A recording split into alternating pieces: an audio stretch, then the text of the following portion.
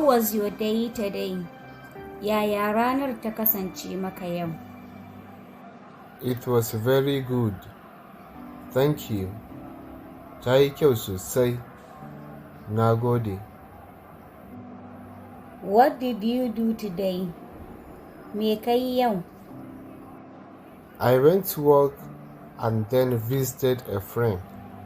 Na je aiki, sannan na ziyarci abokina. That sounds nice. Hakan yayi kyau. Yes, I enjoyed it. Na ji daɗin shi. What time did you finish work? Wani lokaci ka gama aiki? I finished at 5 p.m.